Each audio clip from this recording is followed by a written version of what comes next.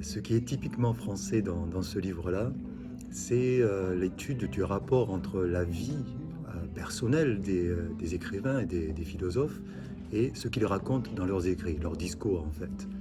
Et cette jonction, cette volonté d'équation parfaite entre la vie réelle des personnages et leurs écrits, c'est une obsession française très importante. Il y a actuellement d'ailleurs beaucoup de scandales à ce niveau-là. Et Michel Onfray s'est un peu spécialisé sur ça. Il a publié plusieurs biographies critiques, souvent critiques, bon, moins critiques avec Camus par exemple, mais beaucoup plus critiques sur Freud, un autre exemple plus négatif, où tout le temps il y a une comparaison entre quelle a été la vie réelle de, de ce personnage-là et comment le comparer. Est-ce que c'est comparable avec ce qu'il a raconté?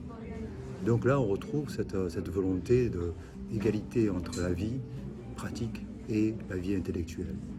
Et ce livre-là, avec le ventre des philosophes, c'est aussi ça. Quand il parle de Kant, qui se saoule, qui est un alcoolique en fait, toutes les nuits dans la rue, et qui après, dans ses écrits, il parle de moralité parfaite, et il compare les choses de manière un peu humoristique. C'est-à-dire, c'est pas une recherche d'absolu.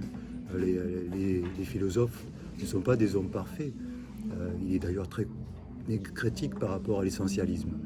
Et mais c'est humain, c'est humain. C'est-à-dire, voilà, il y a des différences, il y a des diffractions, il y a des distorsions, il y a des imperfections dans les attitudes et les pratiques des philosophes, et c'est normal, mais c'est quelque chose qu'il faut penser, qu'il faut mettre en avant, et il y a une recherche d'adéquation entre la théorie et la pratique, entre la vie réelle des gens et ce qu'ils racontent, leur discours.